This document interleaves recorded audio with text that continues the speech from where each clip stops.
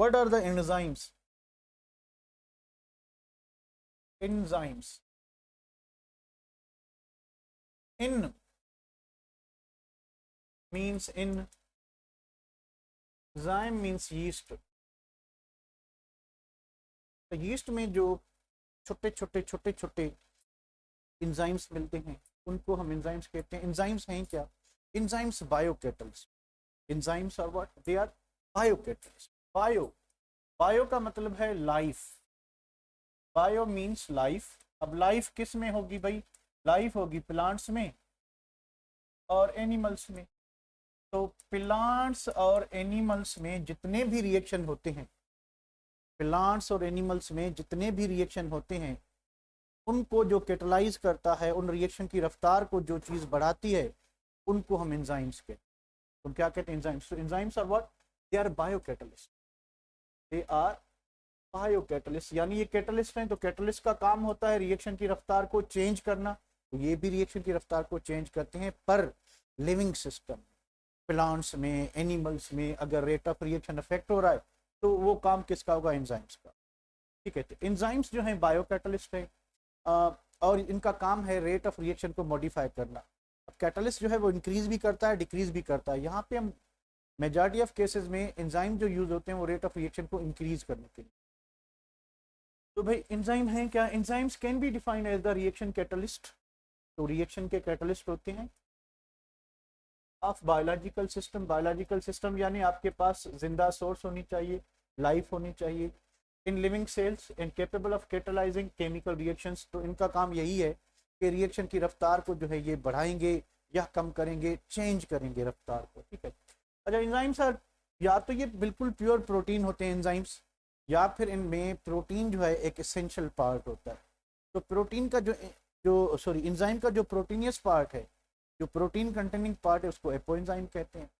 बाकी जो non proteinaceous part होगा वो कोफैक्टर. आगे यही लिखा है मैंने कि इन एडिशन टू प्रोटीन्स. तो या तो एंजाइम्स जो है एंटायरली प्रोटीन होती हैं, या प्रोटीन एज एसेंशियल कंपोनेंट, के इनमें प्रोटीन एज एसेंशियल कंपोनेंट होता है. यानी सिर्फ दो ही एंजाइम ऐसी हैं जिसमें प्रोटीन नहीं है, अदरवाइज जितनी भी एंजाइम्स हैं वो सारी प्रोटीन्स होती. तो प्रोटीन जो है इनमें एसेंशियल कंपोनेंट होता है, और जो प्रोटीनियस पार्ट है उसको जो हम कहते हैं एपोएंजाइम कहते हैं. कुछ एंजाइम जो हैं खाली प्रोटीनियस पार्ट पे एक्टिव नहीं होती, काम नहीं करती, तो उनमें हमें दूसरे कंपोनेंट्स लगाने पड़ते हैं. अब उनको हम कहते हैं कोफैक्टर.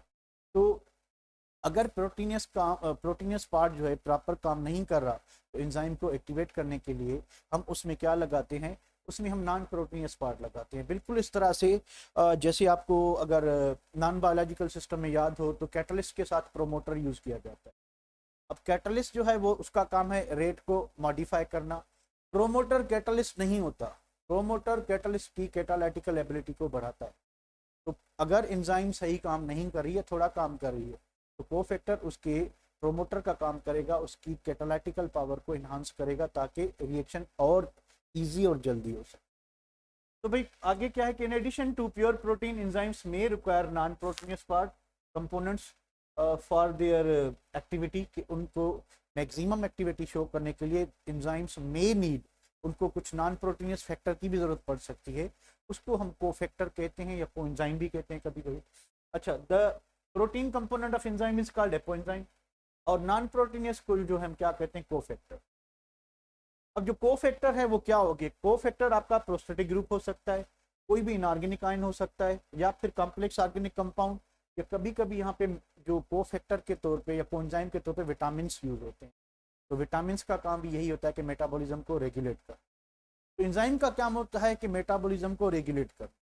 जो हम खाना खा रहे हैं या कोई दवाई ले रहे हैं, अंदर जाके उसने क्या होना होता है? डाइजेस्ट होना. तो उसकी मेटाबॉलिज्म होती है या कैटाबॉलिज्म होती है या एनाबॉलिज्म होती है. तो मेटाबॉलिज्म के दो हिस्से होते हैं, एक एनाबॉलिज्म और दूसरी कैटाबॉलिज्म. कैटाबॉलिज्म में क्या है कि जो हमने मैक्रो मॉलिक्यूल खाए हैं वो अंदर जाके डाइजेस्ट होंगे, उनसे छुटकू छुटकू मॉलिक्यूल बनेंगे. अब छुटकू छुटकू मॉलिक्यूल मिलके जब बड़े मॉलिक्यूल बनाएंगे तो उसको हम कहते हैं एनाबॉलिज्म. कैटाबॉलिज्म यानी break down of large compounds into smaller ones. Anabolism का मतलब ये होगा छुटकू छुटकू कंपाउंड्स मिलके पॉलीमर बनाए बड़ा कंपाउंड. जनरली जो है जो कैटाबॉलिज्म होती है, जब बड़े मॉलिक्यूल हम खा रहे हैं अंदर जाके हाइड्रोलाइज होंगे, तो वो एक्सोथर्मिक प्रोसेस होता है. वहाँ से एनर्जी खारिज होती है, तो वही एनर्जी एनाबोलिज्म जो है एंडोथर्मिक होती है तो उसमें यूज होती है। तो ये सारा खुद ब खुद हो रहा है, यानी हम बाहर की सोर्स से कोई एनर्जी नहीं देंगे। तो कैटाबोलिज्म जब होगी, हमने फॉर एग्जांपल कोई पॉलीसेक्राइड खा लिया, वो अंदर जाके हाइड्रोलाइज हुआ तो वो एक एनर्जी रिलीज करेगा। अब वो एनर्जी जो है जब कोई दूसरा पॉलीसेक्राइड बनेगा, यानी उसकी एनाबोलिज्म होगी और आपके जो है मोनोसेक्राइड मिलके पॉलीसेक्राइड बनाएंगे, तो वो एनर्जी वहाँ पे काम आ जाएगी जो कैटाबोलिज्म में रिलीज हुई थी एनाबोलिज्म में। पर कैटाबोलिज्म हो या एनाबोलिज्म हो, यानी लार्ज मॉलिक्यूल छोटू मॉलिक्यूल में टूट रहा हो या छोटू मॉलिक्यूल मिलके बड़ा मॉलिक्यूल बना रहे हो, ये सारे रिएक्शन जो हैं इनमें जो कैटलिस्ट का काम करेगा उनको हम कहते हैं एंजाइम्स। तो एंजाइम्स आपके प्लांट्स और एनिमल्स में मिलेंगे। आगे बढ़े तो क्या है कि भाई कि all types of biochemical reactions such as digestion, respiration, muscular contraction, metabolism, जो भी हमारे जिस्म के अंदर जिंदा चीजों के अंदर कोई भी रिएक्शन होता है तो वो सारे रिएक्शंस जो हैं उनको एंजाइम कैटलाइज करता है। इवन जो फार्मेशन ऑफ एंजाइम होती है, जो एंजाइम खुद बनता है, उसको भी फिर दूसरी एंजाइम्स क्या करती हैं, कैटलाइज करती हैं ताकि एंजाइम जल्दी बन सके। तो एंजाइम्स लिविंग सिस्टम के अंदर कैटालिस्ट का काम करते हैं, रेट ऑफ रिएक्शन को मॉडिफाई कर, ठीक है बेटा। अच्छा, उसके बाद क्या है कि enzyme increase the rate of reaction by decreasing activation energy. हमने ये पॉजिटिव कैटलिस्ट में पढ़ा था कि पॉजिटिव कैटलिस्ट भी वो होता है कि जो रेट ऑफ रिएक्शन को इंक्रीज करता है, एक्टिवेशन एनर्जी को क्या करके डिक्रीज करके। यानी अगर हमारे पास कोई रिएक्शन हो रहा है तो अगर रिएक्शन ये है कि ये रिएक्टेंट है और ये आपकी प्रोडक्ट है, तो ये बी है और ये ए है, this is what threshold energy, या इसको आप एक्टिवेटेड कॉम्प्लेक्स भी कह सकते हैं, आप इसको एक्टिवेटेड कॉम्प्लेक्स भी या ट्रांजिशन स्टेट भी कह सकते हैं, ठीक है। अब ये जो है मॉलिक्यूल है रिएक्टेंट सबस्ट्रेट मॉलिक्यूल है जिसकी एनर्जी ये है, ठीक है। तो हमने कुलियन मॉलिक्यूलर थ्योरी में पढ़ा था कि रिएक्शन तब होता है जब रिएक्टिंग मॉलिक्यूल टकराएंगे, पर उनके पास टकराने से पहले कम से कम इतनी एनर्जी होनी चाहिए, this energy is called threshold energy, this energy is called threshold energy. अगर इससे कम होगी, फॉर एग्जांपल अगर इस स्टेज पे अगर एनर्जी 50 किलो जूल पर मोल है तो मॉलिक्यूल के पास 40 है, 30 है, 35 है, 20 है या 15 है या 10 है या 0 है, तो 49 भी होगी तो ये मॉलिक्यूल आपस में कोलाइड करेंगे पर प्रोडक्ट नहीं बनेगा। तो ये in the absence of catalyst है। तो अगर हम कैटलिस्ट या एंजाइम यूज करते हैं तो कैटलिस्ट या एंजाइम क्या करेगा कि रिएक्शन को एक नया पाथवे देगा, तो ये एक्टिवेशन एनर्जी जो है ये क्या हो जाएगी, कम। तो व्हाट इज एक्टिवेशन एनर्जी, कि भाई रिएक्टेंट को एक पहाड़ चढ़ना होता है, अब जितना ये पहाड़ ऊंचा होगा उतना टाइम ज्यादा लगेगा, ठीक है। यानी ये एनर्जी है, असल में ये क्या चीज है, एनर्जी है। तो रिएक्टेंट के पास इतनी एनर्जी है पर उसे प्रोडक्ट बनाने के लिए इतनी एनर्जी चाहिए, तो जितनी एक्स्ट्रा एनर्जी चाहिए उतना रिएक्शन देर से होगा। तो ये अगर एब्सेंस ऑफ एंजाइम में रिएक्शन हो रहा है तो ये आपका प्रेजेंस ऑफ एंजाइम्स में होगा, यानी एक्टिवेशन एनर्जी क्या हो गई, कम हो गई। तो इस तरह से एंजाइम क्या करता है कि रेट ऑफ रिएक्शन को इंक्रीज करता है। एंजाइम काम कैसे करता है भाई, एंजाइम क्या करेगा, एंजाइम जो है हमारे पास कोई भी सबस्ट्रेट है, सबस्ट्रेट इसके साथ एंजाइम बाइंड हो जाएगा और इंटरमीडिएट जो बनेगा एंजाइम सबस्ट्रेट कॉम्प्लेक्स बनेगा, एंजाइम सबस्ट्रेट कॉम्प्लेक्स बनेगा और बाद में क्या होगा कि प्रोडक्ट प्लस एंजाइम सेपरेट हो जाएगा, प्रोडक्ट प्लस एंजाइम। तो रिएक्टेंट डायरेक्टली प्रोडक्ट में ऑर्गेनिक सिस्टम में कभी भी, बायोलॉजिकल रिएक्शन भी ऑर्गेनिक केमिस्ट्री में आते हैं या बायोकेमिस्ट्री में आते हैं, तो ऑर्गेनिक सिस्टम में इनऑर्गेनिक सिस्टम की तरह आयनिक कंपाउंड्स की तरह डायरेक्ट प्रोडक्ट नहीं बनते, पहले कोई ना कोई इंटरमीडिएट बनता, वो आपकी ट्रांजिशन स्टेट भी हो सकती है, एक्टिवेटेड कॉम्प्लेक्स भी हो सकता है, कोई रिएक्शन इंटरमीडिएट हो सकता है, कार्बोनियम आयन हो सकता है, कार्बीन्स हो सकते हैं, नाइट्रीन्स हो सकते हैं, या आपके जो कोई भी हो सकता है, ऑक्सोनियम आयन हो सकता है, सल्फोनियम आयन हो सकता है, कोई भी हो सकता है, ठीक है। तो पहले क्या बनेगा कि एंजाइम जब सबस्ट्रेट के साथ जुड़ेगा तो एंजाइम सबस्ट्रेट कॉम्प्लेक्स बनेगा। अब ये कॉम्प्लेक्स कब बनेगा, जो हमने अभी एनर्जी प्रोफाइल बनाया था कि ये आपका सबस्ट्रेट मॉलिक्यूल, सबस्ट्रेट जो है इधर इधर जाके बनाएगा एंजाइम सबस्ट्रेट कॉम्प्लेक्स, यहाँ पे बनेगी प्रोडक्ट प्लस एंजाइम। तो जब रिएक्शन हो जाएगा, जब रिएक्शन हो जाएगा तो एंजाइम आपको वापस उसी कंडीशन में, मे भी फिजिकल चेंज आ जाए, पर उसकी जो अमाउंट है उतनी की उतनी मिलेगी, उसकी जो केमिकल कंपोजिशन है वैसी की वैसी मिलेगी। ठीक है, आपको क्या मिलेगी, उतनी की उतनी मिलेगी। Threshold energy and potential energy, reactivity, activation energy, सारा इधर ही बता दूं। फर्स्ट ईयर में क्या पढ़ोगे फिर जी? वेट कर, थोड़ा टाइम स्पेयर मिल जाए तो मैं दे बताता हूँ आपको। ठीक है, तो पता नहीं कहाँ था। हाँ, तो इंजाइम जो है, ठीक है, सबस्ट्रेट के साथ बाइंड होता है पहले, इंजाइम सबस्ट्रेट कॉम्प्लेक्स बनता है, इंटरमीडिएट बनता है, फिर जाके प्रोडक्ट बनती है। तो फिर और क्या होगा कि ये अगर इंजाइम सेपरेट कॉम्प्लेक्स है तो अगर इंजाइम हम यूज ना करते तो इसकी एक्टिवेशन एनर्जी और ज्यादा होती और रिएक्शन क्या होता, स्लो।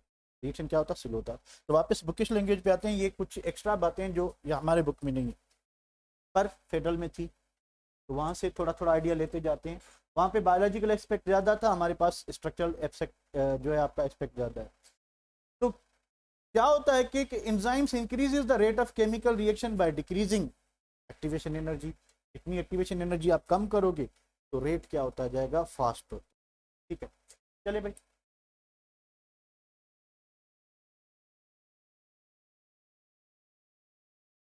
अब जो कैटालिटिकल पावर है एंजाइम का, भाई कह रहे हैं कि वो आम कैटलिस्ट जो नॉन बायोलॉजिकल कैटलिस्ट है उससे बहुत ज्यादा होता है। कि आम जो कैटलिस्ट हम किसी रिएक्शन में यूज करते हैं, हमने वेनेडियम पेंटाऑक्साइड यूज किया, प्लेटिनियम यूज किया, पैलेडियम यूज किया, V2O5 जो है हमने यूज किया, या आयरन ऑक्साइड यूज किया, एल्यूमिनियम ऑक्साइड यूज किया, ये सारे जो कैटलिस्ट हैं जो नॉन बायोलॉजिकल यानी गैर जानदार चीजों में हैं, ये भी कैटलिस्ट होते हैं, ये भी रेट ऑफ रिएक्शन को बढ़ाते हैं। पर कहता है कि जो इंजाइम का कैटालिटिकल पावर है वो आम कैटलिस्ट के क्या कहें मुताबिक बहुत ज्यादा। एक एग्जांपल दिया हुआ है कि ये जो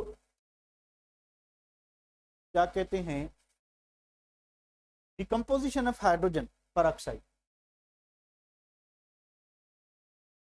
अगर हम हाइड्रोजन पेरोक्साइड को क्या करते हैं, तोड़ते हैं, तो हमें मिलेगा क्या, 2H2O प्लस ऑक्सीजन। तो नो एंजाइम, अगर एंजाइम हम यूज नहीं करते या कोई कैटलिस्ट यूज नहीं करते, नो कैटलिस्ट, तो इसकी जो एक्टिवेशन एनर्जी है वो है 18 किलो जूल पर मोल। In the absence of enzyme और कैटलिस्ट, अगर हम कुछ यूज नहीं करते तो फिर इसकी एक्टिवेशन एनर्जी क्या है, 18। तो आपको पता होना चाहिए कि अगर हम कैटलिस्ट यूज करेंगे तो value of activation energy more than 18 होगा या लेस देन 18 होगा, लेस देन 18 होगा। तो अगर हम आयरन कैटलिस्ट यूज करते हैं, ठीक है, तो ये वैल्यू ड्रॉप हो जाएगा 13 किलो जूल पर मोल तक। अगर हम प्लाटिनियम यूज करते हैं तो ये वैल्यू ड्रॉप हो जाएगा कहाँ तक, 12 तक। तो आप नोट करेंगे कि जब हम इंजाइम को यूज करते हैं the decomposition of into water require 18 kilo joule, ठीक है, 13 kilo joule in the presence of iron catalyst, तो 12 kilo joule in the presence of platinum. Platinum बहुत ही महंगा महंगा कैटलिस्ट है, इवन गोल्ड से भी बहुत, इसका 1 ग्राम लाखों का होता है। ठीक है, तो अगर ये कैटलिस्ट यूज करते हैं फिर भी कह रहा है कि ये होगा, पर कह रहा है कि जो कैटालिस एंजाइम है ये इसकी एक्टिवेशन एनर्जी को कितना करेगा, 5। यानी एंजाइम का जो कैटालिटिकल पावर है उसने 18 से रिड्यूस की एक्टिवेशन एनर्जी 5 तक, जबकि नॉन बायोलॉजिकल कैटलिस्ट ने उसको रिड्यूस किया अप टू 13 एंड 12। तो एंजाइम की जो कैटालिटिकल पावर है ऑलमोस्ट 3 टाइम्स है एज कंपेयर टू द, ये तो एक रिएक्शन है, किसी में और भी ज्यादा हो सकता है। ठीक है, तो एंजाइम का जो कैटालिटिकल पावर है ये डेटा बताता है कि कैटालिटिकल पावर किसका ज्यादा होगा, एंजाइम का ज्यादा होगा या आपका नॉन बायोलॉजिकल कैटलिस्ट, एंजाइम का क्या होगा, ज्यादा होगा। ये बात समझ आ रही है बेटा, हेलो गाइस, एंजाइम का ज्यादा होगा, बिल्कुल ज्यादा होगा। ठीक है, चलें। अच्छा, उसके बाद ये है कि सेवरल डिफरेंट एंजाइम, अगर एंजाइम्स डिफरेंट हैं पर मॉलिक्यूल या सबस्ट्रेट जो है सेम है जिसको वो कैटलाइज कर रहे हैं, एंजाइम डिफरेंट है। फॉर एग्जांपल आपकी पेप्सिन है, आपकी ट्रिप्सिन है, दोनों प्रोटीन्स पे काम करती हैं, तो सबस्ट्रेट तो प्रोटीन ही है पर एंजाइम्स डिफरेंट हैं। तो सच family of enzymes, in family को, ये जो डिफरेंट एंजाइम्स हैं पर सबस्ट्रेट सेम पे काम करती हैं, इनको आइसो एंजाइम कहते हैं। आइसो मीन सेम, अब सेम एंजाइम नहीं है, एंजाइम डिफरेंट है, सबस्ट्रेट सेम। तो अगर एंजाइम्स डिफरेंट हैं और सबस्ट्रेट सेम है तो टर्मिनोलॉजी यूज होगी आइसो एंजाइम। तो क्या है iso enzyme, several different enzymes enzyme molecules catalyze the same chemical reaction, same chemical reaction नहीं, यहाँ पे आप सिंपलिसिटी के लिए सबस्ट्रेट मॉलिक्यूल कर लो, तो इनको हम क्या कहते हैं, आइसो एंजाइम्स। ठीक है, अच्छा अब उसके बाद क्या है कि कुछ एंजाइम्स जो हैं, कुछ एंजाइम्स को कुछ एक्स्ट्रा नॉन प्रोटीनियस पार्ट चाहिए उनकी एक्टिविटी को बरकरार रखने के लिए, जिसको हम कोफैक्टर कहते हैं। तो ये दो इनएक्टिव फॉर्म है, पेप्सिनोजिन और ट्रिप्सिनोजिन। ये दोनों एंजाइम जो है प्रोटीन के मेटाबॉलिज्म को रेगुलेट करती हैं, पर ये इनएक्टिव फॉर्म है। तो जब इनके साथ कुछ नॉन प्रोटीनियस कोफैक्टर लगेगा तो इनकी एक्टिव फॉर्म को जब ये एज अ कैटलिस्ट यूज हो सकेंगी तो उस वक्त इसका नाम पेप्सिनोजिन से पेप्सिन हो जाएगा, ट्रिप्सिनोजिन से ट्रिप्सिन हो जाएगा। यानी अब ये एक्टिव फॉर्म है, यानी ये आपकी एक्टिव फॉर्म हो गई और ये जो है इनकी इनएक्टिव फॉर्म थी। तो इनएक्टिव अगर फॉर्म में एंजाइम मौजूद है तो हम उसको एक्टिव कैसे करेंगे, हम कोफैक्टर या कोएंजाइम लगाएंगे। कोफैक्टर एक परमानेंट और necessary component of the enzyme होता है। कोएंजाइम जरूरत पड़ती है तो एंजाइम से अटैच हो जाता है, जरूरत पड़ती है तो डिटैच हो जाता है। तो जब एंजाइम को नीड होती है तो उसको अटैच कर लेता है, तो वो टेम्पररी पार्ट होता है, पर कोफैक्टर जो है वो नेसेसरी। ठीक है,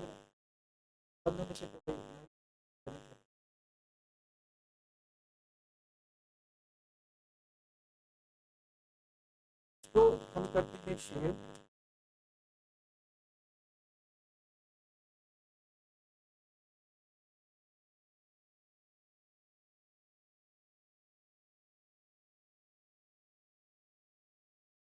अगर हम बात करें पुराने सिस्टम की, कॉमन सिस्टम की, पुराने सिस्टम ये था कि जो भी सबस्ट्रेट है जिस पे एंजाइम काम कर रहा है, बेस लगा हुआ है, सक्रोज है, सक्रोज पे कोई एंजाइम काम कर रही है, उसका नाम सक्रेज रखा गया। अगर लिपिड पे कोई एंजाइम काम कर रही है तो उसका नाम लाइपेज रखा गया। अगर कोई जो है क्या कहते हैं लेक्टोज पे एंजाइम काम कर रही है तो लेक्टेज नाम रखा गया। तो सारे ए सफिक्स लगाने से आपको एंजाइम का नाम आ जाता है। अब जो है उस सिस्टम को चेंज किया गया, उसमें बहुत सी खामियां थी कि भाई एक ही सबस्ट्रेट जो है वो तो मुख्तलिफ रिएक्शन ले सकता है, कभी वो ऑक्सीडाइज हो रहा है, कभी वो रिड्यूस हो रहा है, कभी वो हाइड्रोलाइज हो रहा है, कभी तो सबस्ट्रेट के पीछे एज लगा रहा है, सबस्ट्रेट की ऑक्सीडेशन हुई फिर भी हमने सबस्ट्रेट लगा है, तो उसकी रिडक्शन हुई फिर भी हमने सबस्ट्रेट लगा है, हाइड्रोलाइसिस हुई फिर भी हमने सबस्ट्रेट लगा है। इस सिस्टम में थोड़ा देर कंफ्यूजन थी, इस वजह से तो है नया सिस्टम तो पुराना सिस्टम सिंपल था। बात रिपीट कर लूँ कि पुराने सिस्टम में एंजाइम जिस सबस्ट्रेट पे काम कर रही है उसके साथ एज लगा रहा है। फॉर एग्जाम्पल भाई अगर सक्रेज एंजाइम जो है वो किस पे काम कर रही थी, सक्रोज पे। यूरेज एंजाइम जो है वो किस पे काम कर रही थी, यूरिया पे। लाइपेज एंजाइम किस पे काम कर रही थी, लिपिड पे। यानी लिपिड्स पे लाइपेज एंजाइम काम करेगी, यूरिया पे यूरेज करेगी। ठीक है, इस तरह से जो है तो सिस्टमेटिक मेथड में क्या होता है कि अब हम सबस्ट्रेट मॉलिक्यूल का नाम भी यूज करते हैं, पर जो एज लगाते हैं वो टाइप ऑफ द रिएक्शन पे लगा। यानी पहले सक्रोज सक्रेज बन गया। ठीक है, अब सक्रोज में हुआ क्या है, हम उस नाम रिएक्शन के नाम के पीछे एज लगाएंगे, उस रिएक्शन के नाम के पीछे एज लगाएंगे, हम सबस्ट्रेट के पीछे एज नहीं लगाएंगे। फॉर एग्जांपल तो भाई oxidase enzyme for oxidation reaction, अब किसकी ऑक्सीडेशन हो रही है उसका सबस्ट्रेट का नाम भी साथ लगा देंगे, तो दो चीजें क्लियर हो जाएंगी। सबस्ट्रेट ये था, इसकी ऑक्सीडेशन हुई है, तो एंजाइम का नाम उसके नाम से जोड़ के ऑक्सीडेज रखा जाता है। फॉर एग्जाम्पल डिहाइड्रोजिनेज, डिहाइड्रोजिनेज क्या करेगी, हाइड्रोजन रिमूव कराएगी। ठीक है, तो इस तरह से अभी जो है इसी बेसिस पे कि टाइप ऑफ रिएक्शन कौन सा हो रहा है, एंजाइम्स को 6 टाइप्स में, 6 ग्रुप्स में क्लासिफाई किया। तो नॉर्मल जो अभी जो सिस्टम है, नया सिस्टम, उसमें एंजाइम के 6 टाइप्स हैं एंड दैट क्लासिफिकेशन और that nomenclature is based on the type of reaction, कि रिएक्शन किस टाइप का हो रहा है उसके बाद उस सबस्ट्रेट का नाम यूज करेंगे। पुराने सिस्टम में क्या था कि जो भी रिएक्शन हो रहा है सबस्ट्रेट में एज लगा रहे थे। चले इसको भी मैं सेव करता हूँ, यहाँ तक कोई प्रॉब्लम बेटा? तो फिर टाइप ऑफ एंजाइम पे बने, any problem guys? You guys आवाज आ रहा होगा, अभी बिजलो हला गया था अभी आ गया, क्लियर? ओके ओके बेटा, ओके। तो इसके बाद हम बढ़ते हैं आगे। तो पहली जो एंजाइम है दैट इज ऑक्सीडो रिडक्टेज। तो क्लासिफिकेशन ऑफ एंजाइम अभी इस बेसिस पे है, इस बेसिस पे कि the Commission on Enzymes appointed by the International Union of Biochemistry IUB 6 types on the basis of type of reaction catalyzed by the enzyme। तो enzyme किस टाइप के रिएक्शन को कैटलाइज कर रही हैं उसके नाम के पीछे हम एज लगाएंगे। तो ऑक्सीडो रिडक्टेज यानी ऐसी एंजाइम जो ऑक्सीडेशन और रिडक्शन यानी रेडॉक्स रिएक्शन पे कैटलाइज कर रही है, तो उसको हम ऑक्सीडो रिडक्टेज एंजाइम कहेंगे। नीचे देखते हैं कि नाम क्या है, यानी ये होगी आपकी क्लासिफिकेशन।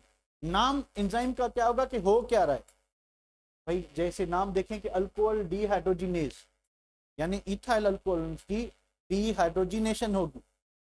ये तो हमने नॉन बायोलॉजिकल सिस्टम में पढ़ा है कि जब आप इथाइल अल्कोहल को पोटेशियम डाइक्रोमेट एसिडिफाइड से रिएक्ट कराएंगे, ठीक है, तो फिर क्या बनता है, एसिटल्डिहाइड बनता है। ठीक है, जब आप इथाइल अल्कोहल को कॉपर निकल एलॉय से 180 पे हीट करोगे फिर भी डिहाइड्रोजिनेशन होती है, आपको एसिटल्डिहाइड मिलेगा।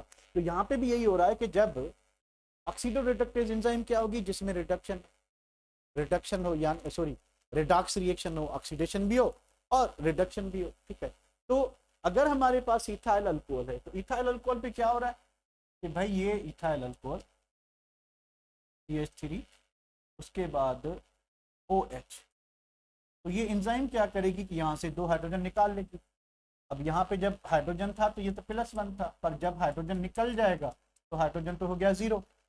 हाइड्रोजन 0 हो गया मतलब क्या हुआ, ऑक्सीडाइज हुआ, रिड्यूस हुआ, माइनस से सॉरी प्लस से जो है हाइड्रोजन 0 हुआ, ऑक्सीडाइज हुआ, रिड्यूस हुआ, रिड्यूस क्योंकि डिक्रीज हुआ है ऑक्सीडेशन नंबर +1 से। यहाँ पे भी कार्बन ज्यादा, इलेक्ट्रोनेगेटिव +1। ठीक है, और कार्बन क्या होगा, ऑक्सीडाइज होगा, क्यों कि ये अब बन गया है, ये इसके ऑक्सीजन के साथ कितने बांड बन गए, 2 बांड बन गए, ऑक्सीजन के साथ 2 बांड बन गए, तो ऑक्सीजन क्या हुआ, कार्बन जो है वो आपका ऑक्सीडाइज हो गया, हाइड्रोजन क्या हो गया, रिड्यूस हो गया।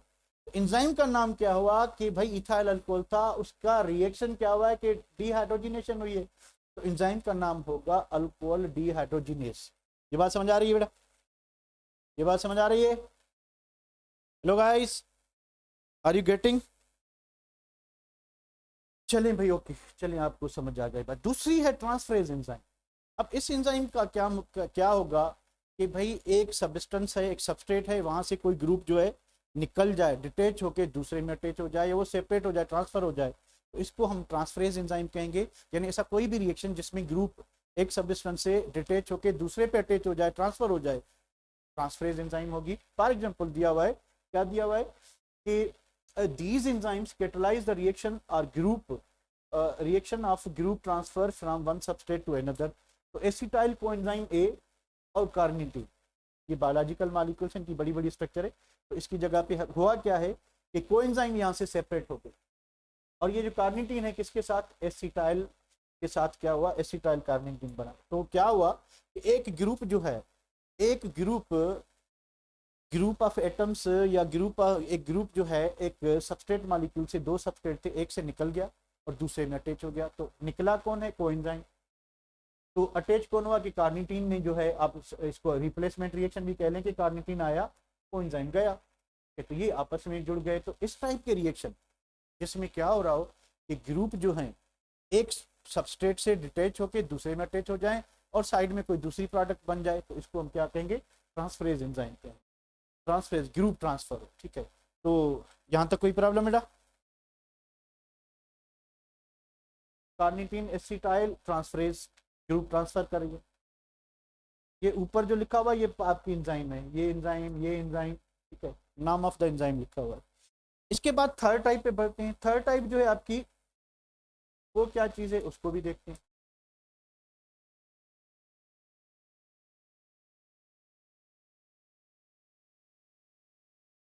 हाइड्रोलिसिस।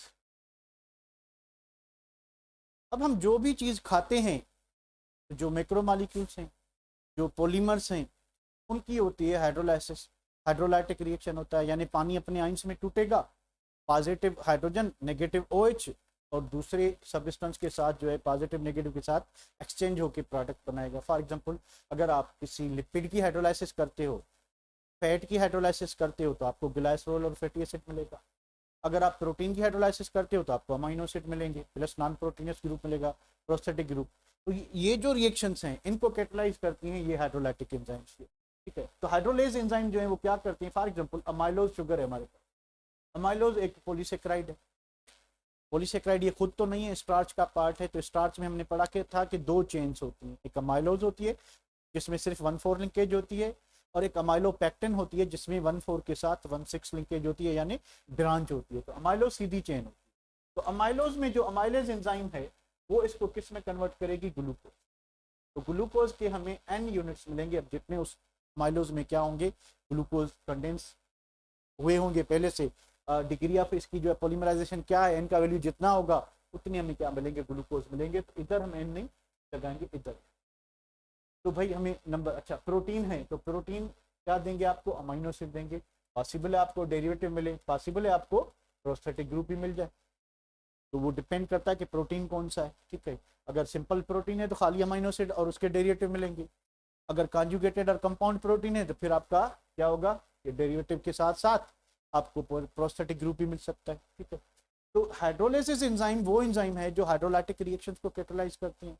तो जितनी भी, जैसे लाइपेज एंजाइम है, ठीक है, तो लिपिड को जब आप हाइड्रोलाइज करोगे तो वो आपको अल्कोहल प्लस फैटी एसिड देगा। तो ये हाइड्रोलाइसिस रिएक्शन है, ठीक है। तो अगर आप सक्रोज है, सक्रोज की हाइड्रोलाइसिस करते हो तो आपको ग्लूकोज और फ्रक्टोज मिलेगा।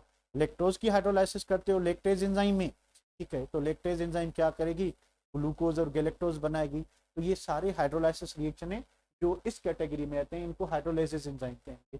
फिर नाम जो है, ठीक है, नाम रिएक्शन का देंगे तो ये सारे इस कैटेगरी में आते हैं। तो लाइएसिस एंजाइम क्या होती है, the enzyme which catalyze addition of group to double bond, vice versa का मतलब ये कि या फिर removal of group to form double bond, यानी या एडिशन या एलिमिनेशन, या एडिशन या, तो अगर डबल बॉन्ड है तो एडिशन ऑफ 2 ग्रुप होगी, अगर सिंगल बॉन्ड है तो 2 ग्रुप रिमूव होंगे। फॉर एग्जांपल अमोनिया रिमूव हुआ तो वहां पे क्या बन गया, डबल बॉन्ड, एक कार्बन से हाइड्रोजन दूसरे से NH2 अमोनिया निकल गया, एक कार्बन से हाइड्रोजन दूसरे से OH वाटर निकल गया, तो वहां क्या बनेगा, डबल बॉन्ड।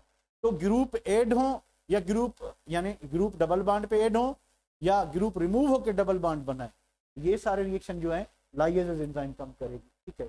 तो इसका एग्जांपल है थ्रेओनिन अल्डोजेज। अब थ्रेओनिन अल्डोजेज क्या करेगी, एसिटाल्डिहाइड और ग्लाइसिन बनाएगी। अब थ्रेओनिन की स्ट्रक्चर को जरा देख लें, उसके बाद इसको समझने की कोशिश करते हैं, क्योंकि कोशिश कामयाबी की गंजी है। तो अगर मैं इंसर्ट पिक्चर, किंगस्टन, यार ऐसे तो मिलेगी नहीं, कहाँ दिसूं, डायरेक्ट ओपन करनी पड़ेगी, ऐसे तो नहीं मिलेगी, नहीं नहीं मिलेगी। याद है, याद है, ओके कर दिया, हाँ। तो ये है आपका थ्रेओनिन। खुल गया सिमसिम, सिमसिम कहाँ गया, सिमसिम खुल जा सिम, अच्छा खुली है, खुली है, खुली है, खुली है भाई, गिला ना करें, खुली है, और ये खुली, ठीक है। तो ये आपकी कौन सी एंजाइम है, सॉरी कौन सा है, थ्रेओनिन। इसको थोड़ा बड़ा करते, बड़ा करने के बाद भाई ये थ्रेओनिन, थ्रेओनिन एक अमीनो एसिड है। थ्रेओनिन क्या करेगा, कह रहे कि ये पार्ट जो निकल जाएगा, ये पार्ट निकल जाएगा तो हमें क्या मिलेगा, यहाँ से acetaldehyde CH3 E double bond O, और यहाँ पे मिलेगा H। यहाँ से एक हाइड्रोजन यहाँ से रिमूव हुआ, एक हाइड्रोजन यहाँ से रिमूव हुआ, एक पार्ट यहाँ से रिमूव हुआ, ठीक है। तो ये आपका क्या हो गया, एसिटाल्डिहाइड, और यहाँ से ये जो पार्ट है ये बन जाएगा CH2। तो ये आपका बनेगा glycine, simplest amino acid glycine. तो थ्रेओनिन से क्या हुआ, थ्रेओनिन से क्या हुआ कि 2 ग्रुप रिप्लेस हो गए। तो इसमें हमने लाइएज एंजाइम किस रिएक्शन पे काम करती है, या तो डबल बॉन्ड पे 2 ग्रुप ऐड हो या फिर 2 ग्रुप रिमूव हो जाए और वहां पे क्या बने, डबल बॉन्ड। तो भाई यहाँ पे डबल बॉन्ड बना है ना, 2 हाइड्रोजन निकल गए तो यहाँ पे डबल बॉन्ड बना, ये वाला, ठीक है। तो ये डबल बॉन्ड बना और 2 मॉलिक्यूल बन गए, एक एसिटाल्डिहाइड बन गया और दूसरा आपका ग्लाइसिन बन गया। तो वापस आते हैं इधर, क्या था कि जब आप थ्रेओनिन अमीनो एसिड है, थ्रेओनिन एल्डोजिस एंजाइम यूज करेंगे तो आपको ग्लाइसिन, एक सिंपलेस्ट अमीनो एसिड ग्लाइसिन, ये आपका CH2 NH2 और COOH के बाद आपको क्या मिला, एसिटाल्डिहाइड। तो आपको ये चीजें मिलेंगी इससे। तो यहाँ पे हुआ क्या है कि भाई 2 ग्रुप रिमूव हुए, उससे क्या बना है कि डबल बॉन्ड बना है, ये वाला, तो ये वाला डबल बॉन्ड 2 ग्रुप रिमूव होने से बना है, ठीक है। दूसरा क्या है, एसीटो एसीटेट, एसीटो एसीटेट कार्बोऑक्सिलेज बनेगा क्या, एसीटोन प्लस कार्बन डाइऑक्साइड। अब एसीटो एसीटेट को मैं इधर ही बना, एसीटो एसीटेट लड़कों और लड़कों इस तरह से होता है, ये एसीटो ग्रुप हो गया। अब एसीटेट किस तरह से होता है, CH2 C double bond O, ये आपका है एसीटो एसीटेट, एसीटो एसीटेट। अब एंजाइम के बाद क्या हो रहा है कि अब इस फ्रेगमेंट को आप बना लें कार्बन डाइऑक्साइड, तो ये हो गया, हाइड्रोजन लगा दें इसके साथ, तो मुझे बताएं क्या बना, कार्बन डाइऑक्साइड, और प्लस क्या बना, एसीटोन, प्लस क्या बना, CH3 C double bond O CH3। तो एसीटो एसीटेट, एसीटो एसीटेट से क्या हुआ कि एसीटो एसीटेट डी कार्बोऑक्सिलेज, यानी कार्बन डाइऑक्साइड क्या हो गया, रिमूव हो गया। हमने यही पढ़ा था इस एंजाइम में, क्या पढ़ा था हमने, के कहाँ गई भाई, लाइए, the enzyme that catalyze addition of groups to double bond और वाइस वर्सा, या ग्रुप रिमूव हो, यहाँ पे कार्बन डाइऑक्साइड रिमूव हुआ, वहाँ पे हाइड्रोजन रिमूव हुआ, तो वहाँ पे डबल बॉन्ड बना था, यहाँ पे पूरा कार्बन डाइऑक्साइड क्या हुआ, उड़ गया। ठीक है, तो इन एंजाइम्स को हम किस कैटेगरी में काउंट करेंगे, लाइएजेस। यहाँ तक कोई प्रॉब्लम बेटा, यहाँ तक कोई प्रॉब्लम,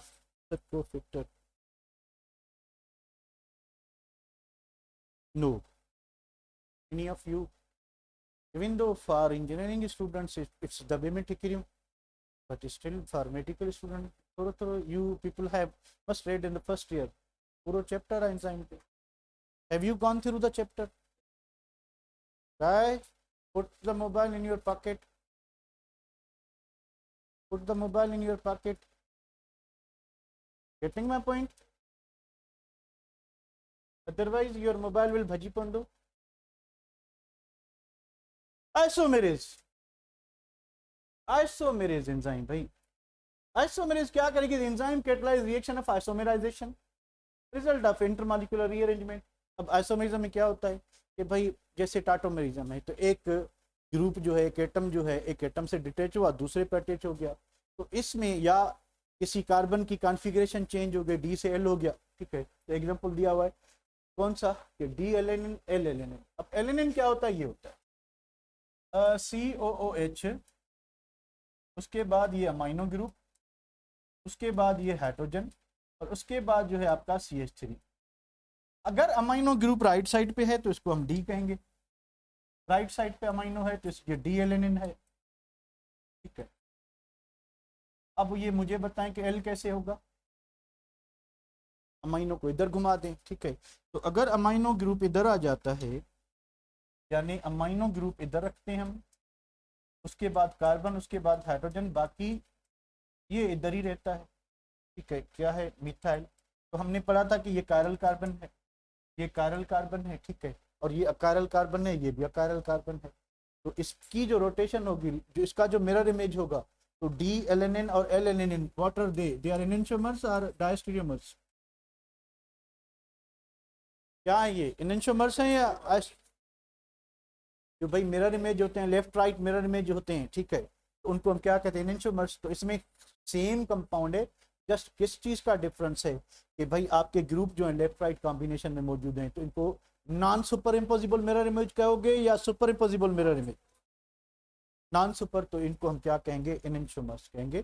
तो हो क्या रहा है कि अगर हमारे पास एल एलेनिन है, ठीक है, इंजाइम जो है एल पे काम नहीं करती, डी पे काम करती है। एक चीज समझ लें, इंजाइम्स का एक कैरेक्टरिस्टिक है that the enzymes are highly specific in their action, कि एंजाइम जिस मखसूस सबस्ट्रेट के लिए बनी है उसी पे ही एज अ कैटलिस्ट काम करेगी, दूसरे सबस्ट्रेट पे नहीं करती। तो अगर कॉन्फ़िगरेशन भी चेंज है, ठीक है, तो जो एंजाइम डी एलेनिन पे काम करेगी वो एल एलेनिन पे काम नहीं करेगी। तो ये ज़रूरी है कि इसको पहले इसमें कन्वर्ट होना होगा, फिर जाके ये रिएक्शन होगा। तो भाई एल एलेनिन ने क्या किया कि एलेनिन रेसिमेज, अब ये आपको रेसिमेट मिक्सचर मिला है रेसिमेट मिक्सचर, कि डी जो है उसमें कन्वर्ट हो गया।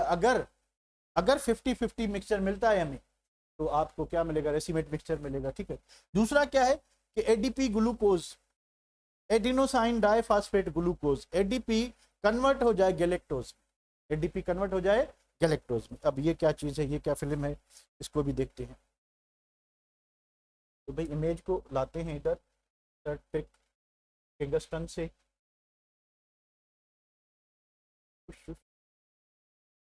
अच्छे बच्चे थे। और ये तो इसको करते हैं बड़ा। ये आपका एडीपी, एडीपी ग्लूकोज डाइफास्फेट। भाई इसमें क्या चीज है, अब ये है ग्लूकोज, ये इसका पहला कार्बन एनोमेरिक कार्बन, ये दूसरा कार्बन, ये तीसरा कार्बन, ये चौथा कार्बन, ये पांचवा जो रिंग बनाता है, और ये छठा कार्बन, ये डाइफास्फेट दो। और ये आपका जो है क्या है, न्यूक्लियोटाइड है न्यूक्लियोसाइड है, फास्फेट ग्रुप लगा हुआ है, शुगर भी है, न्यूक्लियोटाइड है न्यूक्लियोसाइड है, टाइड या साइड,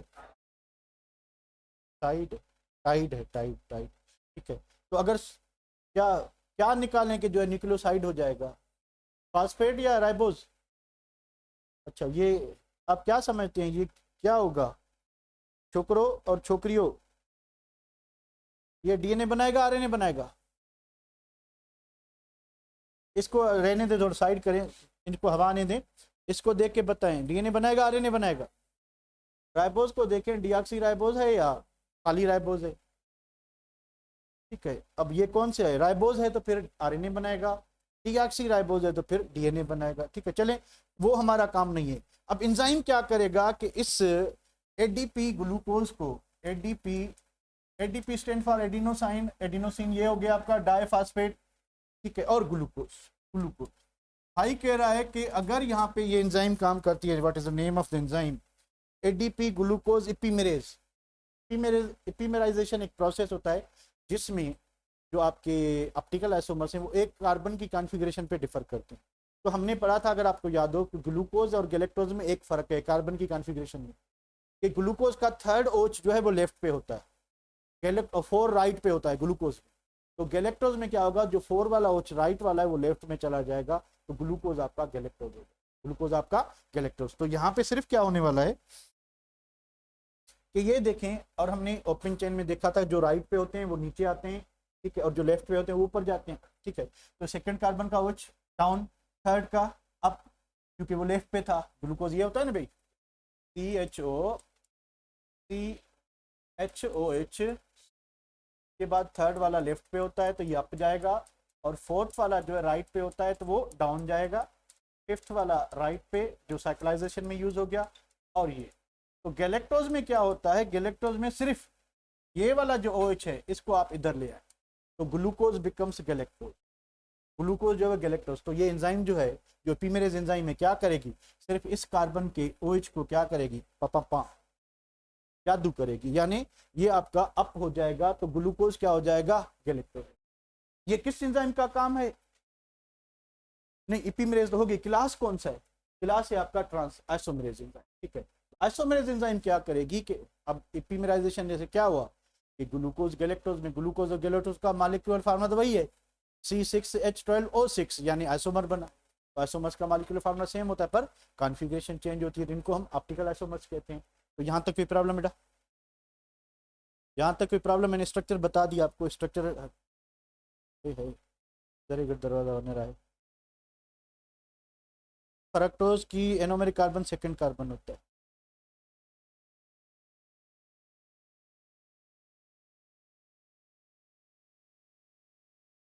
अजय आया से पूछ लेना, सर आया से पूछ लेना बेटा, मुझे नहीं पता कि प्रोस्थेटिक ग्रुप और क्या है कोफैक्टर। कोफैक्टर खुद एक प्रोस्थेटिक ग्रुप होता है, तो इसमें फ़र्क क्या होगा, वो खुद ही प्रोस्थेटिक ग्रुप है। इसमें कोई विटामिन ए हो सकता है, विटामिन डी हो सकता है, और कुछ metal such as iron manganese वगैरह ये होते हैं कोफैक्टर में एंजाइम की एक्टिविटी को एक्टिवेट करने के लिए।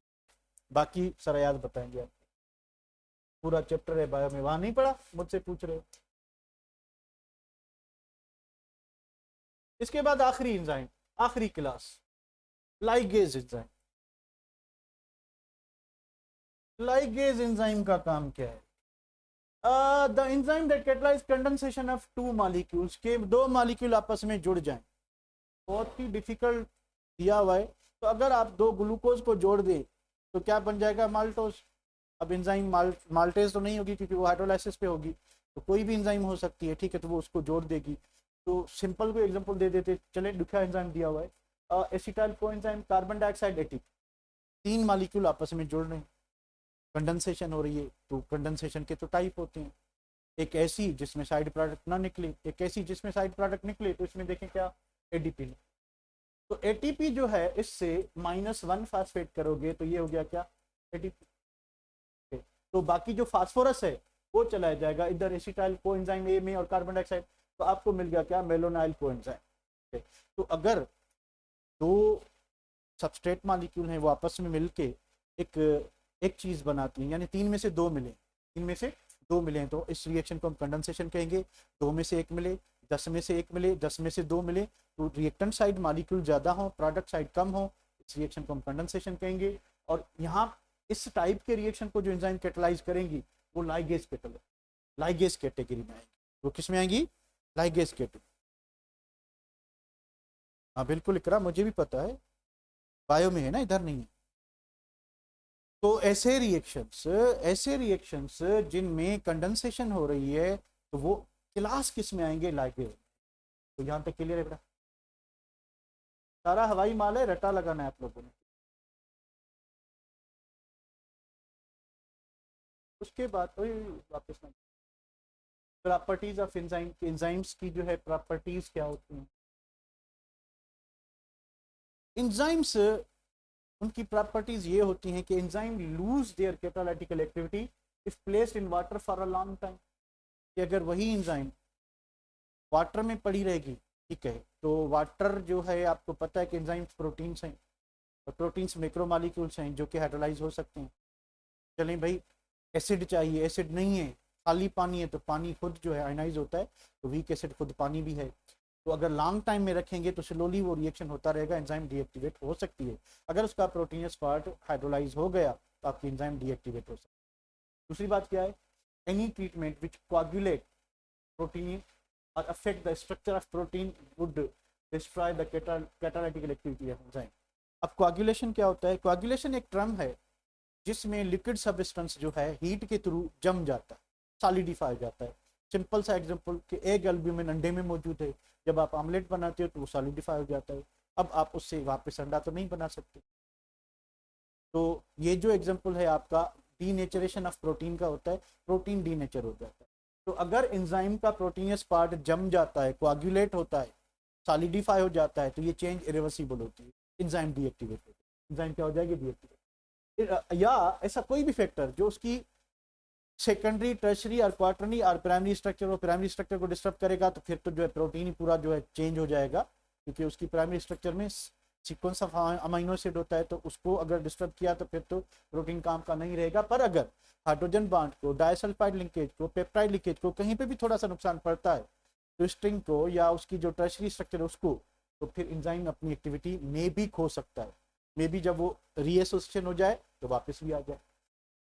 फॉर एग्जाम्पल, हीट, अगर आप गर्म करते हो तो गर्म करने पे भाई आमलेट कब बनता है, गर्म करने पे बनता है, ठीक है। तो अगर बॉडी टेम्परेचर हमारा 38 डिग्री सेंटीग्रेड होता है, अगर ये 40s 42 43 45 यानी 108 फ़ारेनहाइट से ऊपर चला जाए, 107 और 108 फ़ारेनहाइट से ऊपर चला जाए, तो प्रोटीन के कोआगुलेट होने के, अंडे के आमलेट बनने के चांसेस होते हैं। जब अंडा आमलेट बन जाएगा एंजाइम वाला, तो प्रोटीन डैमेज हो जाएगा, एंजाइम आपकी डीएक्टिवेट हो।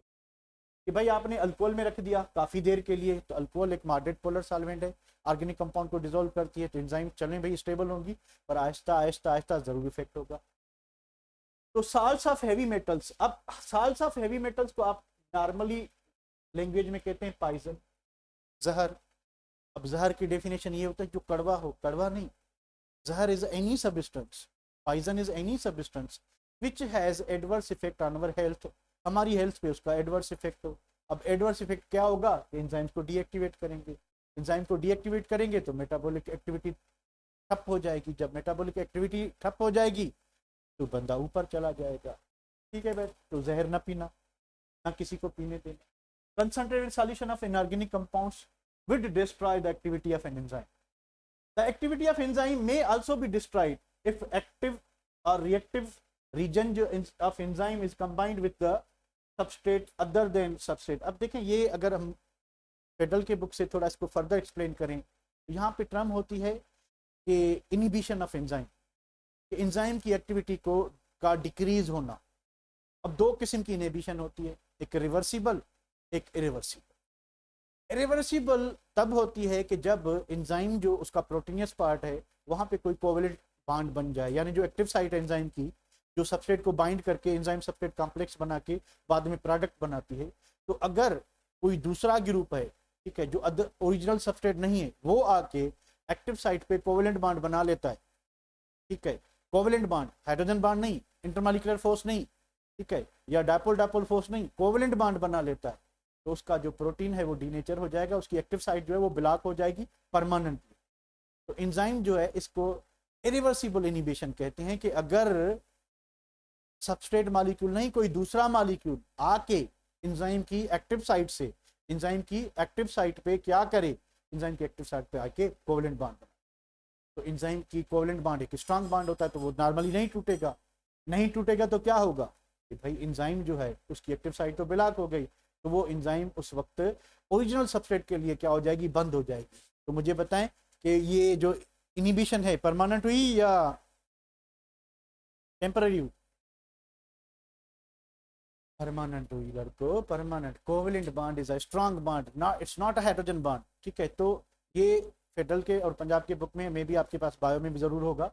तो इनिबिशन जो है इस तरह से होती है कि कोई जो है सब्सटेंस आके बाइंड हो गया एक्टिव साइट पे, अगर वो टेम्पररी बाइंड होता है तो फिर रिवर्सिबल इनिबिशन होगी, पर अगर परमानेंटली कोवेलेंट बॉन्ड बना के बाइंड हो जाता है तो फिर परमानेंट होगी। अच्छा, फिर जो दूसरी जो है टेम्पररी जो या रिवर्सिबल जो है आपकी इनिबिशन है, उसके दो टाइप्स है, कॉम्पिटेटिव, नॉन कॉम्पिटेटिव। यानी इनिबिशन के दो टाइप्स, एंजाइम की इनिबिशन के दो टाइप्स,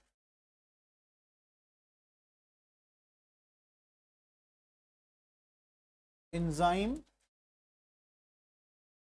इनहिबिशन। हमने पढ़ा था छोकरो कैटलिस्ट में, एक प्रोमोटर होता है, दूसरा इनहिबिटर होता है। प्रोमोटर कैटलिस्ट के कैटालिटिकल पावर को बढ़ाता है, इनहिबिटर कैटलिस्ट के कैटालिटिकल पावर को कम कर, या जो है वो रेट ऑफ रिएक्शन को क्या करता है, डिक्रीज कर, यानी कैटलिस्ट ही उसके कैटालिटिकल पावर को नहीं पर दूसरे तरीके से रेट ऑफ रिएक्शन को कम करता है। तो यहाँ पे एंजाइम की एक्टिविटी की बात हो रही है, तो there are two ways of enzyme inhibition, one is the irreversible. Irreversible कब होगी? when duplicate substrate, not origin, when duplicate substrate form covalent bond, for covalent bond, कि अगर डुप्लीकेट सबस्ट्रेट जो ओरिजिनल सबस्ट्रेट नहीं है form covalent bond with active site, ये क्या करेगा कि एंजाइम को परमानेंटली क्या कर देगा, डीएक्टिवेट, ठीक है, उसकी कैटालिटिकल एबिलिटी को, उसके कैटालिटिकल पावर को डीएक्टिवेट। दूसरी क्या होती है कि भाई रिवर्सिबल। अब रिवर्सिबल के फिर दो टाइप्स हैं, कॉम्पिटेटिव एंड नॉन कॉम्पिटेटिव। अब इसमें क्या होता है,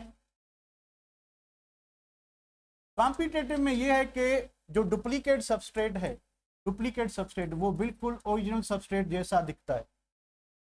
जो डुप्लीकेट सबस्ट्रेट है ओरिजिनल नहीं है, वो दिखता कैसा है, ओरिजिनल सबस्ट्रेट जैसा।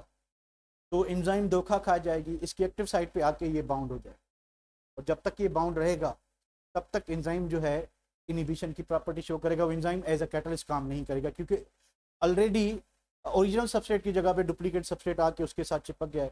तो जब तक वो डिटेच नहीं होगा तब तक एंजाइम काम नहीं करेगी, जब तक वो डिटेच नहीं होगा तब तक एंजाइम काम नहीं करेगी। तो यानी ये कॉम्पिटेटिव इनहिबिशन तब होती है जब डुप्लीकेट सबस्ट्रेट बिल्कुल very similar in properties, very similar in the shape of original substrate है, तो वो आके बिल्कुल फिट हो जाएगा, ठीक है। आप ये लॉक मैकेनिज्म ले लें या इंड्यूस फिट मॉडल लें, दोनों केसेस में वो क्या होगा कि बिल्कुल एंजाइम की एक्टिव साइट पे फिट हो जाएगा, उसी तरह से जैसे कि ओरिजिनल सबस्ट्रेट बाइंड करता है। तो यहाँ पे वीक इंटरेक्शन होगी, जब ये डिटेच हो जाएगा तो एंजाइम एक्टिव हो जाएगा। इस वजह से इसको रिवर्सिबल कहते हैं कि एंजाइम की पावर जो है, कैटालिटिकल पावर कम होने के बाद फिर रिस्टोर हो सकता है जब ये चला जाएगा। दूसरी होती है नॉन कॉम्पिटेटिव। अब क्या किया कि डुप्लीकेट सबस्ट्रेट ने जो बिल्कुल ओरिजिनल जैसा नहीं दिखता, अगर ओरिजिनल जैसा दिखता तो वो उसमें एक्टिव साइट में चिपक जाता, ठीक है। अब डुप्लीकेट सबस्ट्रेट कह रहा है कि ओरिजिनल सबस्ट्रेट जैसा नहीं है, ठीक है, तो फिर ये क्या करेगा, ये एक्टिव साइट पे नहीं, एक्टिव साइट की साइड में कहीं क्या करेगा, बाइंड करेगा, और शेप जो है आपकी एक्टिव साइट का जो शेप है उसको माउल्ड करके चेंज कर देगा ताकि ओरिजिनल सबस्ट्रेट उसमें फिट ना हो सके। तो हमने पढ़ा, आपने पढ़ा होगा बेटा कि एंजाइम जो है फॉर एग्जांपल ये उसका अगर एक्टिव साइट है तो इसमें सिर्फ ये वाला सबस्ट्रेट आ सकेगा जो इस शेप का होगा, यानी ये आपकी होगी एक्टिव साइट, ये आपकी जो है एक्टिव साइट हो गई, और ये सबस्ट्रेट का शेप हो गया सबस्ट्रेट का। अब नॉन कॉम्पिटिटिव इनहिबिशन में क्या होगा कि ये जो एंजाइम था, ठीक है, यहाँ पे आके कोई ग्रुप ऐड हो गया, उसने क्या किया कि इन मॉलिक्यूल को आपस में खींच लिया, एंजाइम का शेप क्या हो गया, जरा चेंज हो गया, चेंज हो गया और एक्टिव साइट थोड़ी कम पड़ गई, तो ये जो आपका ओरिजिनल सबस्ट्रेट है अब इसमें फिट नहीं हो सकेगा लार्ज साइज होने की वजह से। तो इस टाइप की इनहिबिशन जिसमें जो आपका डुप्लीकेट सबस्ट्रेट है वो किसी और साइट पे चिपक जाए और उसके बाद जो है ओरिजिनल सबस्ट्रेट के पास इतना स्पेस ना हो कि वो एक्टिव साइट में अटैच हो सके, इसको कहेंगे नॉन कॉम्पिटिटिव। तो आई होप कि आपको मे भी समझ आया हो, दो चीजें हैं कि एंजाइम की एक्टिविटी कम हो सकती है, there are two ways, one is the reversible and other is the irreversible. Reversible में ये होता है कि चेंज कॉम्पिटिटिव और नॉन कॉम्पिटिटिव होती है, और इरिवर्सिबल में ये होता है कि जो आपका डुप्लीकेट सबस्ट्रेट है वो बिल्कुल ओरिजिनल सबस्ट्रेट जैसा दिखता है, वो जाके कोवेलेंट बॉन्ड बना लेगा और एंजाइम को खत्म कर, ठीक है, या डीएक्टिवेट कर लेगा। चलिए यहाँ तक कोई प्रॉब्लम बेटा, आगे क्या कुछ है? अच्छा हीट, उसके बाद enzymes are highly specific for a particular substrate. तो एक एंजाइम फॉर एग्जांपल आप लिपिड पे लाइपेज एंजाइम काम करते हैं, काम कर रही है, तो लाइपेज एंजाइम जाके प्रोटीन पे काम नहीं करेगी कि आपको अमीनो एसिड दे, लाइपेज एंजाइम सक्रोज पे काम नहीं करेगी। तो एंजाइम हाईली स्पेसिफिक इन डायरेक्शन होते हैं। एंजाइम, एक एंजाइम जो एक सबस्ट्रेट पे काम कर रहा है कभी भी वो दूसरे सबस्ट्रेट पे पॉसिबल है कि काम ना करे, ठीक है। तो अगर करेगा, सबस्ट्रेट सेम है, दो एंजाइम है, तो फिर वो फैमिली हो गई आइसो एंजाइम वाली। तो डिफरेंट एंजाइम्स सबस्ट्रेट सेम हो तो उसको हम क्या कहते हैं, आइसो एंजाइम्स कहते हैं। तो नॉर्मली एंजाइम्स हाईली स्पेसिफिक होता है, और इनकी स्पेसिसिटी को जो हम कैसे एक्सप्लेन करें, ये लॉक मैकेनिज्म्स कि ओनली एक पर्टिकुलर मखसूस शेप वाला जो सबस्ट्रेट है वही एंजाइम की एक्टिव साइड में घुस सकता है, अटैच हो सकता है। तो आपका जो की एंड लॉक मैकेनिज्म है वो एंजाइम के स्पेसिफिक नेचर को ज्यादा प्रोमोट करता है। पर ज्यादा बेहतर कौन सा है, की एंड लॉक या induce fit model? Induce fit model कहता है कि अब ये की एंड लॉक मॉडल एम्फेसाइज करता है, फोर्स करता है ये इस बात को कि एंजाइम की जो एक्टिव साइट है वो रिजिड होती है, उसका शेप चेंज नहीं होता। इंड्यूस फिट मॉडल कहता है कि एंजाइम अपना शेप सबस्ट्रेट की रिक्वायरमेंट के हिसाब से चेंज कर लेता है, माउल्ड कर लेता है, ठीक है। तो ज्यादा जो एक्सपेक्टेबल है वो कौन सा है आपका, एक्सेप्टेबल जो है इंड्यूस एंड फिट मॉडल। तो हमारे बुक में ऐसी कोई चीज नहीं, पर हाँ फेडरल में थी। So enzymes are specific in direction, and enzyme acts as a catalyst for one substrate, cannot catalyze other. For example, lipase can only hydrolyze lipids, while cannot affect the carbohydrates or proteins, इन पे effect नहीं होगी। तो यहाँ तक कोई दिक्कत बेटा? एक पेज और होगा आखिरी, को पूरा कर, बस यही है। Factors influence the rate of enzyme reaction. Temperature, अब यहाँ पे खाली अपने बुक में टेम्परेचर लिखा हुआ है, फेडरल में ग्राफ दिया हुआ था कि ऑप्टिमम टेम्परेचर, एंजाइम का ऑप्टिमम टेम्परेचर तकरीबन जो हमारे जैसे में एंजाइम है 25 to 35 डिग्री से ऑप्टिमम टेम्परेचर। अगर टेम्परेचर 25 से कम होता है, लो होता है, एंजाइम टेम्पररली डीएक्टिवेट हो जाएगी। अगर टेम्परेचर ऑप्टिमम टेम्परेचर से कम होता है तो एंजाइम टेम्पररली डीएक्टिवेट हो जाएगी। अगर टेम्परेचर जो है वो बढ़ता है 35 से, तो एंजाइम आहिस्ता आहिस्ता क्या होगा कि खराब होना शुरू होगी।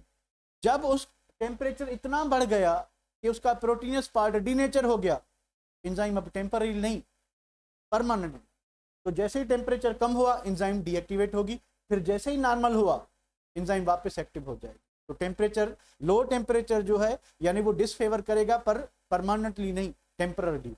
पर जैसे ही आपका ऑप्टिमम टेम्परेचर से टेम्परेचर बढ़ जाएगा, ठीक है, तो एक स्टेज आएगी जहां पे 45 या 50 प्लस डिग्री सेंटीग्रेड पे अगर प्रोटीनियस पार्ट कोआगुलेट हो जाता है, डीनेचर हो जाता है, तो फिर वो चेंज इरिवर्सिबल होती है। तो उस केस में टेम्परेचर के इफेक्ट से क्या होगा कि हाई टेम्परेचर पे आपकी एंजाइम परमानेंटली डैमेज हो जाएगी। पीएच, हर पीएच की एक पर्टिकुलर रेंज होती है पीएच की, ठीक, उस पर वो काम करती है। तो हर पीएच उसी रेंज में अगर रहेगी तो एंजाइम अच्छा काम करेगा, अगर उस रेंज से थोड़ा बाहर जाएगी तो फिर एंजाइम की एक्टिविटी जो है वो टेम्पररी या परमानेंटली डैमेज हो सकती है। अब हमारे जो लिविंग सिस्टम है उसमें पीएच को मेंटेन करने के लिए बफर सॉल्यूशन होते हैं। क्या होते हैं बफर सॉल्यूशन? तो हमारे हर टिश्यू में जो है एंजाइम की रिक्वायरमेंट के हिसाब से बफर्स मौजूद होते हैं। जो हम खुराक में थोड़ा सा एसिड ले रहे हैं, थोड़ा सा बेस ले रहे हैं, तो उन एसिड और बेस की वजह से एंजाइम की जो एक्टिविटी है, ठीक है, जो पीएच है उसको, ये जो मिनरल्स हम खुराक में खाते हैं, मिनरल्स क्या, हमने जब फूड फैक्टर पढ़ रहे थे तो हमने पढ़ा था कि मिनरल्स का ये काम होता है कि वो एसिड बेस सिस्टम को, वो पीएच को मेंटेन रखते हैं। पीएच को कैसे मेंटेन रखते हैं? बफर एक्शन के थ्रू। तो बफर एबिलिटी के थ्रू, वो बफर सॉल्यूशन के द्वारा वो जो है एंजाइम की पीएच को मेंटेन। कंसंट्रेशन ऑफ एंजाइम और सबस्ट्रेट, तो देखिए अगर हम नॉर्मल नॉन बायोलॉजिकल सिस्टम की बात करें तो बहुत ही टुटकू मिकदार में, थोड़ी मिकदार में हमें क्या चाहिए? कैटलिस्ट चाहिए जो रेट ऑफ रिएक्शन को क्या करेगा? अफेक्ट करेगा। पर in case of enzymes rate is 50%, rate is 50% directly proportional to the concentration of enzyme. तो एंजाइम की कंसंट्रेशन पे रेट 50%, सबस्ट्रेट पे 100%। क्या होता है इस बात की एक्सप्लेनेशन फेडरल के बुक में दी हुई है। तो एंजाइम क्या होता है कि भाई एंजाइम या सबस्ट्रेट है, तो पहले सबस्ट्रेट जुड़ेगा किससे? एंजाइम से। क्या बनेगा? एंजाइम सबस्ट्रेट कॉम्प्लेक्स बनेगा। एंजाइम सबस्ट्रेट कॉम्प्लेक्स बाद में बनती है क्या? प्रोडक्ट। तो अगर हमारे पास 50 सबस्ट्रेट हैं, 50 एंजाइम हैं, 50 एंजाइम सबस्ट्रेट कॉम्प्लेक्स बन चुके हैं, पर अगर आपके पास अभी 100 सबस्ट्रेट है और 50 एंजाइम है, 100 सबस्ट्रेट है, 50 एंजाइम है, तो ज्यादा से ज्यादा कितने एंजाइम जो हैं एंजाइम सबस्ट्रेट कॉम्प्लेक्स बना सकते हैं? 50। 50 में भाई 25 ने प्रोडक्ट बना लिया तो 25 वेकेंट हुए, तो 50 जो बच गए उनमें से 25 जो दोबारा जुड़ जाएंगे। तो रेट ऑफ जो बायोकेमिकल सिस्टम है वो एंजाइम की कंसंट्रेशन पे भी डिपेंड करता है। तो जितनी आप एंजाइम की कंसंट्रेशन बढ़ाएंगे, यानी हाफ रेट जो है एंजाइम की कंसंट्रेशन पे और फुल रेट जो है आपका सबस्ट्रेट की कंसंट्रेशन। चलें जाएं भाई, this is all about enzyme. जी बाबा, एक सेकेंड, 37 करे चलियो, कोई इशू नहीं। 37 चल खेलें भाई, कुछ पूछना है पूछ लें, वरना चलें ब्रेक करें। So this is all about enzymes. Hopefully you might have enjoyed